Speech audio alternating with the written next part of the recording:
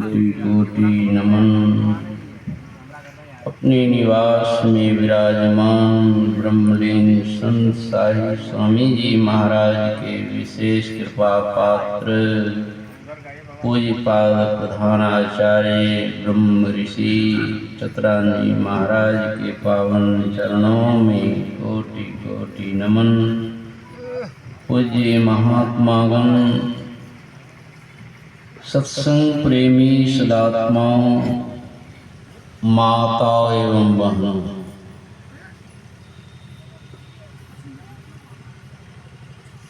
आज का विषय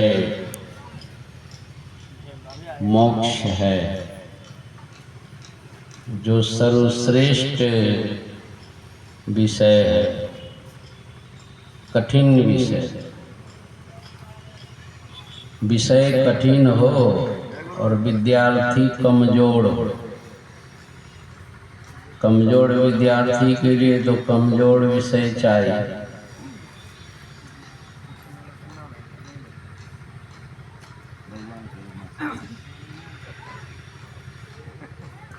आगे बैठने वाले को कम से कम आसन इस तरह लगा के बैठना चाहिए, इस तरह की पत्थर की मूर्ति स्थिर रहती, या उल्टे है, आगो जो मन सो आगे बैठे।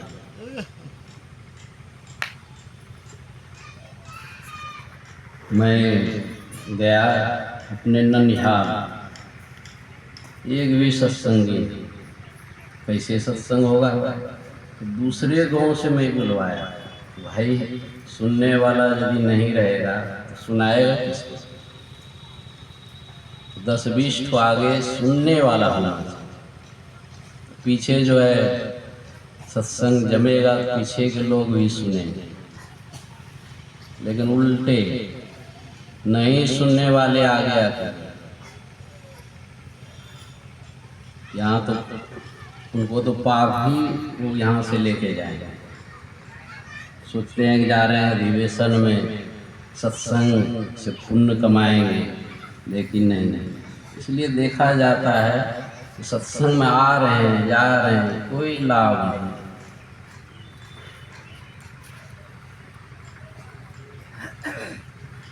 फिर भी देखिए कुछ महिलाएं इधर से उधर अभी भी गर्दन हिला रही,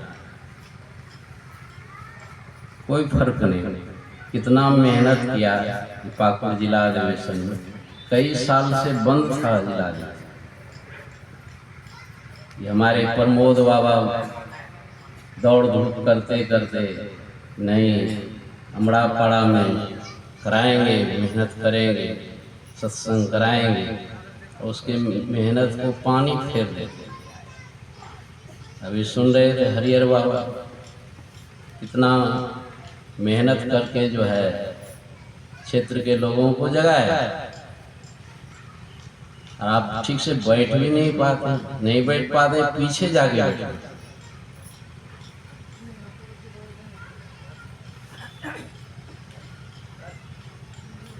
तो विषय कठिन है, विद्यार्थी कमजोर है, कैसे तालमेल होगा?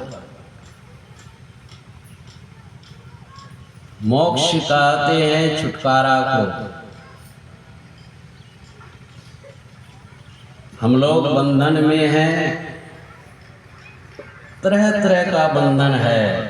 पहला बंधन पड़ा देह का, दूसरा बंधन त्रियाजान, तीसरा बंधन पुत्र विचारो, चौथा बंधन नाती मान। नाती को कई नाती होवे, तब कहो कौन ठिकान। चौलड़ पचलड़ सतलड़ बहुविधि लियो तान, अब तू पड़ गए गाढ़े बंधना।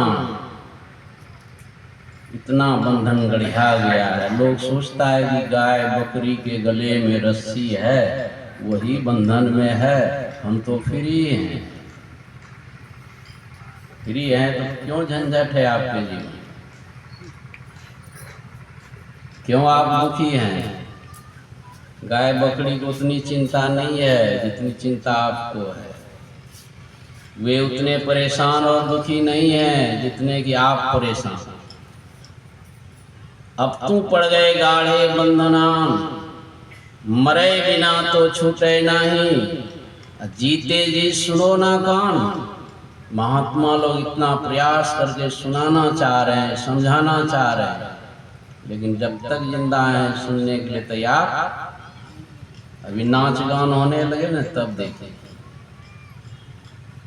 कितना सुनने के लिए खड़ा हो।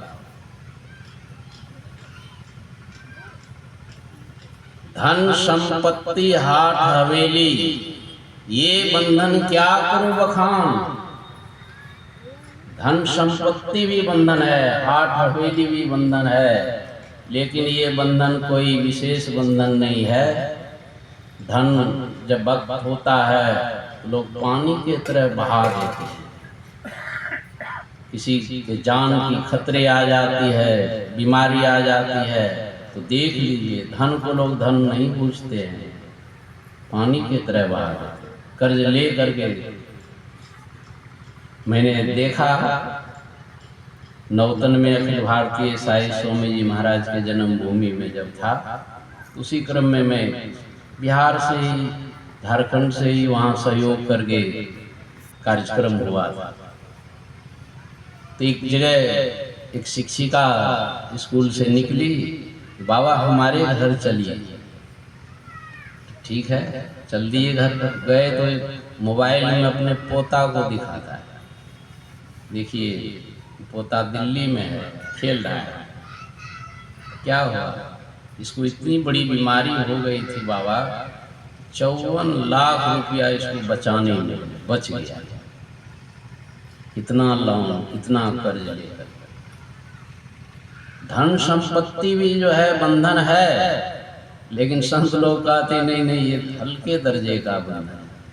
पहला बंधन तो ये देह, जन्म ले लिया, एक बंधन में आ गया,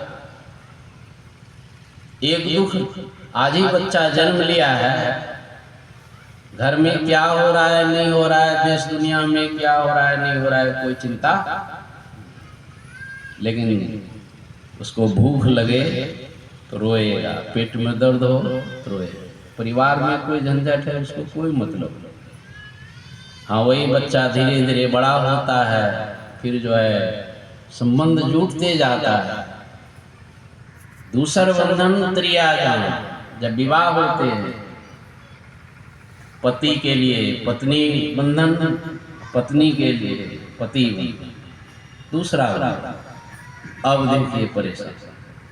तीसरा बंधन पुत्र विचारो, कहीं पुत्र हो गया, हो गए, तीसरा बंधन बढ़ते जा रहा है। चौथा बंधन कोई बैठाने वाला नहीं, लोग कहाँ रहे।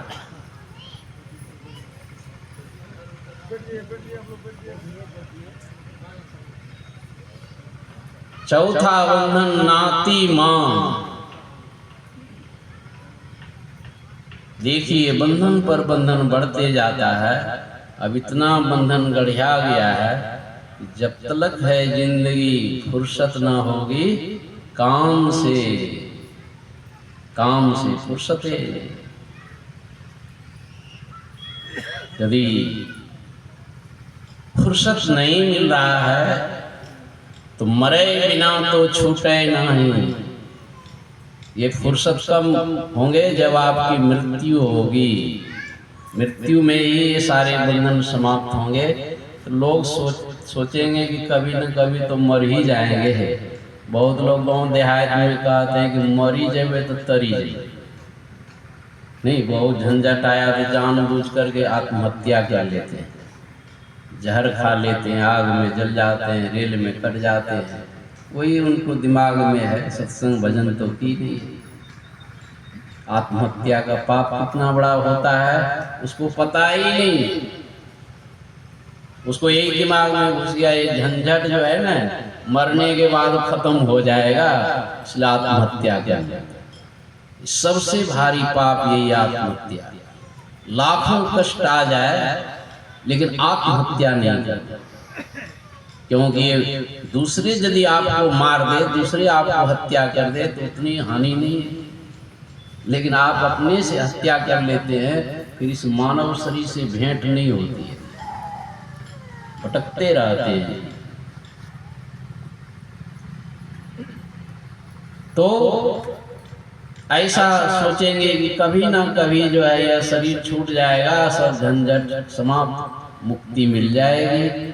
लेकिन नहीं भाई, शरीर छूटने, ये तो स्थूल शरीर है, स्थूल शरीर छूटने से स्थूल बंधन छूट जाएंगे, लेकिन सूक्ष्म बंधन ज्यों का त्यों रहेगा। और उसी के अनुसार फिर आपको शरीर मिलता है। फिर जिस तरह इस जन्म में तरह तरह के बंधन हो गए हैं, है ना, उसी तरह फिर आगे भी इस तरह के बंधन होते रहेंगे। इस तरह स्थूल शरीर छूटने से मुक्ति नहीं मिलती है। मुक्ति पाने के लिए आप लोगों को इस सत्संग को सुनना पड़ेगा। वो भी 2 ही दिन का सत्संग नहीं, इसको तो गुरु महाराज को समझने में, संत मत को समझने में 3 महीना जगना पड़ा। न दिन में सोए, न रात में सोए, और सुनाने वाले भी न 3 महीना सोए, न दिन में न रात। कैसे श्रोता था, कैसे वक्ता था। 3 महीने के उपरांत गुरु महाराज संत मत के ज्ञान को समझे हैं, तब जाकर के संत मत में दीक्षित हुए। नहीं तो पहले तो दरिया पंथी मत में थे। कौन कौन गुरु किए थे। संत मत को समझना बहुत कठिन है।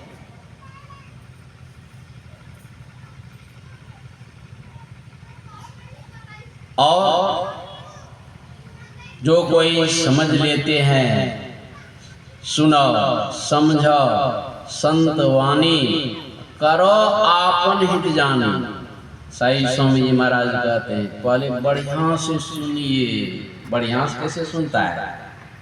अरे जैसे किसी को अच्छी नौकरी लग जाती है, कितनी खुशी होती है, कितना आनंद, पूरे परिवार में आनंद, बड़ी अच्छी नौकरी। उससे भी अधिक आनंद लेकर के यदि आप सत्संग में बैठते हैं सुनने के लिए, तब होता है सुनना। इन्हें कि चुपचाप आकर किसी से बैठ गए, कोई मन में प्रसन्नता, आलस,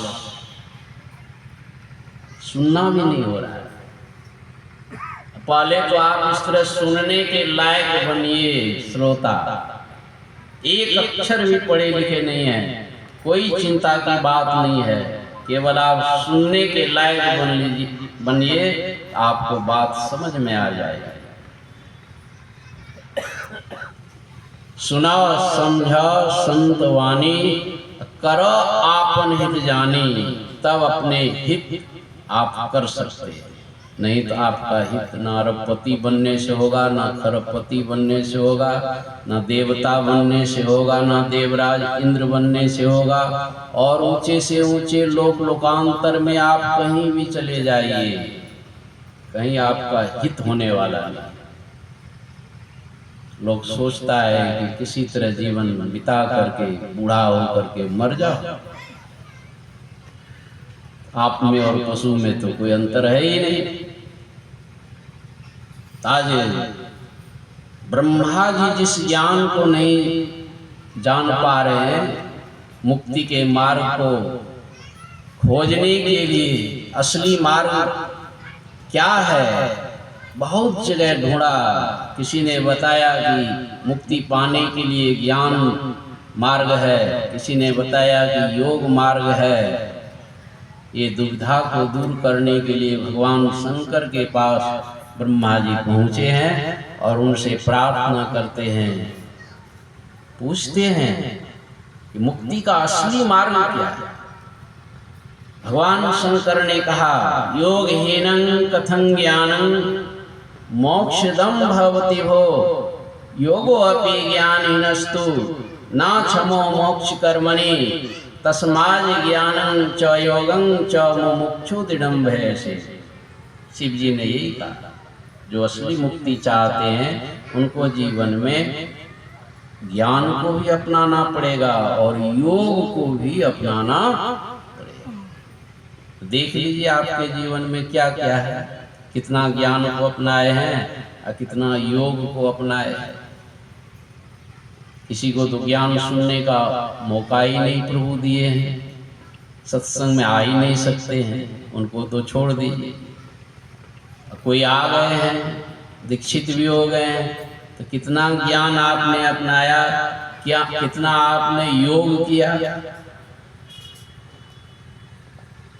यदि शुरुआत भी कर दिए हैं तो कम नहीं है, सत्संग करते हैं तो कम नहीं है, समय निकाल करके त्रैकाल संध्या करते हैं तो ये भी कम नहीं है। आपके अंदर में वह संस्कार पड़ रहा है, वह संस्कार आपको गधे कुत्ते जोनी में नहीं जाने देंगे, 84 लाख जोनी में भटकने नहीं देंगे।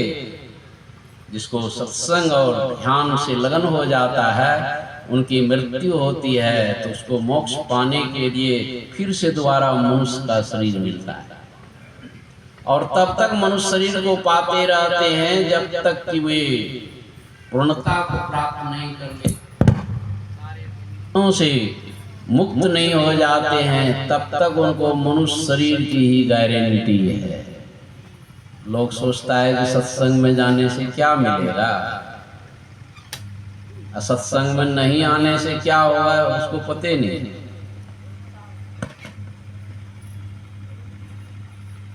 राजा महाराजा भी मर करके कहां से कहां चले जाते, नीच जोनी में जन्म हो जाता, नरक में चले जाते। यही सत्संग एक स्थान है जहाँ की आप मनोयोग पूर्वक सत्संग के वचनों को सुनते हैं, समझते हैं और थोड़ा भी जीवन में उतार लेते हैं तो आप गधे कुत्ते नीच जोनी में जाने से बच जाते हैं। यही लाभ है सत्संग में सिर्फ आने से। तो योग में पतंजलि मुनि ने अष्टांग योग को बहुत अच्छे ढंग से क्रम से समझाने का प्रयास किए हैं, और 7वें सीढ़ी में ध्यान योग है, जो आंख बंद करके हम लोग गुरु युक्ति से साधन करते हैं, वो 7वें सीढ़ी में। बहुत लोगों का प्रश्न होता है कि मानव ध्यान करते करते समय मन भाग जाता है, क्या करना, फिर से मानस जब शुरू करना चाहिए, फिर से मानस ध्यान शुरू करना चाहिए। बहुत तरह के लोग प्रश्न करते हैं, लेकिन जो नित्य अभ्यास करते हैं और सत्संग करते हैं, उनके सारे प्रश्नों का हल अपने अंदर में होने लगता है। किसी साधक ने पूछा कि जब और मानस ध्यान करते रहना चाहिए कि दृष्टि साधन की क्रिया विशेष करनी चाहिए। तो जब आवश्यकता है बच्चे को क ख लिखना है, अभी सीखा नहीं है तो क ख तो लिखना ही पड़ेगा। ABCD नहीं सीखा है तो ABCD तो लिखना ही पड़ेगा। लेकिन आप मैट्रिक में चले जाते हैं तो क ख लिखते हैं, ABCD लिखते हैं, वो तो लिख करके कब्बे छोड़ दो, सब उसका सार आपको मिल गया। ये संतमत में जो है बिंदु ध्यान, जो सूक्ष्म ध्यान है, जो परम संत बाबा देवी साहब भजन भेद में यही बताता, दृष्टि साधन, मानस्य और मानस ध्यान। तो 1912 ईस्वी में गुरु महाराज अपने गुरु बाबा देवी साहब से प्रार्थना करते हैं कि दृष्टि साधन की क्रिया अत्यंत सूक्ष्म है, इस क्रिया को करने के सभी अधिकारी नहीं हैं। इसलिए बाबा देवी साहब सभी को दीक्षा भी नहीं बताते, वो तो बहुत परीक्षा लेते थे। बताओ तुम कम से कम 2 घंटा भी ध्यान में समय लगाओगे, पहले पूछ लेते। और तरह तरह की बातें, कितने तेरे अंदर में त्याग है, कितने तेरे अंदर में वैराग है, संसार से मन हटा है कि नहीं हटा है, आदि आदि बात को पूछ करके तब दीक्षा देते। संसारी तरफ मन लगा हुआ है तो अधिकारी को ही दीक्षा बताते थे, इसलिए उनसे बहुत कम लोग दीक्षित हो पाए।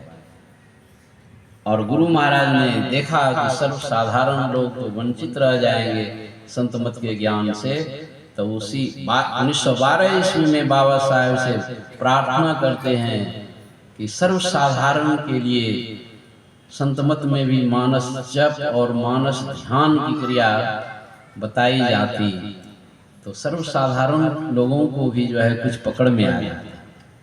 बाबा साहेब ने स्वीकार कर लिया, ठीक है लाला, तुम इसी तरह भजन भेद बताना।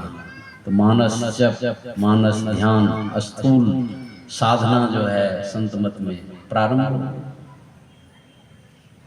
लेकिन असली साधना जो है दृष्टि साधन की क्रिया, उसमें कोई स्थूल ख्याल ही नहीं, गुरु का ख्याल नहीं। कोई रूप को ना देखूं, एक बिंदु सब में देखूं, ऐसी सूरत सिमटा। गुरु महाराज खुद कहते हैं कि कोई रूप को नहीं, इन्हें कि मेरा रूप। प्रारंभ में जो है उस रूप का सहारा दिया जाता है, जिस तरह की बचपन में क ख लिखने का है ना परम आवश्यक है, बगैर क ख लिखे तो आगे बढ़ेंगे नहीं। लेकिन जीवन भर वही करके सोचेंगे कि हम संतमत की साधना को पा लिए, सीख लिए, संतमत की साधना को कर लिए। नहीं, संतमत की साधना तो बिंदु ध्यान विधि, नाद ध्यान विधि, सरल सरल जग में प्रचारी, सब संतन की बड़ी बड़ी है। सारे संतों ने इस गंभीर ज्ञान को, सूक्ष्म ज्ञान को बड़े सरलता पूर्वक सर्वसाधारण तक पहुंचा दिया। लेकिन इसको इतना साधारण लोग समझ लेते हैं कि बंदर के हाथ में नारियल, खैनी भी नहीं छूटा है, दीक्षा ले लिया।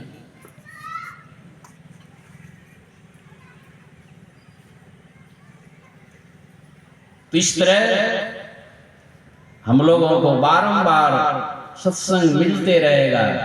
सत्संग को हम सुनते सुनते और बीच बीच में आपको ध्यान साधना शिविर में भी भाग लेना होगा, क्योंकि घर में अनट्रेंड हैं। शिविर का मतलब ये होता है ट्रेनिंग। उस वहां जाकर के गुरु महाराज अपने जीवन काल में एक एक महीने का ध्यान साधना शिविर चलाया। गृहस्थ लोग जाते थे फुर्सत निकाल करके एक एक महीने वहाँ 30 दिन तक दुनियादारी की चिंता को छोड़ करके केवल ध्यान सत्संग करते थे 30 दिन।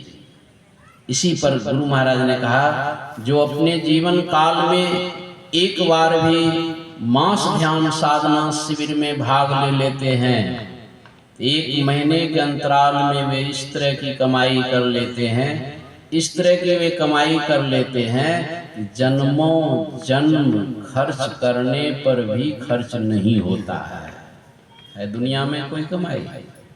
38 वर्ष नौकरी, 40 वर्ष नौकरी, जीवन भर बिजनेस, व्यापार, खेती बाड़ी लोग करके बूढ़े हो जाते हैं, और अभी एक सेकेंड में शरीर छूट जाए तो सारी जिंदगी की कमाई आपकी एक सेकेंड में छूट जाए, खाली हाथ जाए। ये संतमत में समझाया जाता है, कबीर सोई धन संचिए, जो आगे का हो शीश चढ़ाए गाठरी, जात ना देखा हो। कोई भी संसारिक धन को कम कमाने वाले, ज्यादा कमाने वाले गठरी बांध करके कोई आज तक नहीं गया है। आई जो बैठ करके सत्संग में बैठे हैं, इसको कोई छीनेगा नहीं, कोई लूटेगा नहीं, खर्च भी नहीं होगा, इतना मजबूत धन है ये। इसलिए इसको राम धन कहते हैं। राम धन कब होना लागे खाई, खर्चो न हो गए, चोर ना ले। ये खर्च होने वाला भी नहीं है, कोई चोर भी नहीं लेने वाला है।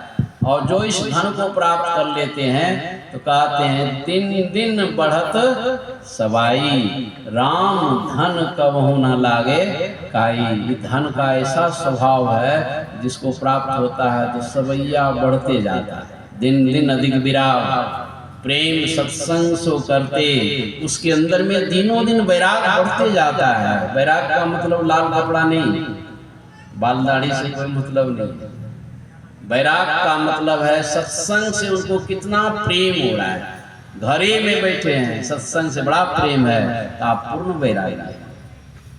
आपके अंदर में आपकी वृत्ति जो है स्थूल से सूक्ष्म में एकत्रित हो जाएंगे, दृष्टि स्थिर होने लगेगी और एक बिंदुता को प्राप्त कर लेंगे। यही है अंधकार से प्रकाश में जाना, और वहाँ परमात्मा के शब्द को भी आप सुनेंगे। वो शब्द जिनको मिल जाता है तो वही है, पायो जी मैंने राम रतन धन पाया। इसलिए जीते जी उस शब्द को प्रकट करने का प्रयास करना चाहिए। महर्षि में धाम मनियारपुर में साई स्वामी जी महाराज अनवरत रूप से 1 महीने का ध्यान साधना शिविर, अभी 16 जनवरी से 14 फरवरी तक एकदम, ये तो संतमत का रीढ़ ही। मैं जब कुप्पा घाट में रहता था 91-92 में, मैं दूर दूर जाता था, कहीं भी सुन लिया ध्यान शिविर है तो चले जाता। तो ये साई स्वामी जी महाराज ने इस ध्यान साधना शिविर को बहुत मजबूती से चलाया, और अभी जगह जगह लोग चला रहे हैं, कहीं 7 दिन का, कहीं 15 दिन का, कहीं 1 महीने का। ये वर्षावास तो 2 महीने का चलता है, साधु महात्मा के लिए है वो। तो इस तरह जो है हम लोगों को समझना चाहिए कि सत्संग में जो आ रहे हैं इसी काम के लिए आ रहे हैं कि हमारी वृत्ति जो है ध्यान की ओर हो जाए। बोलिए श्री सद्गुरु महाराज की जय।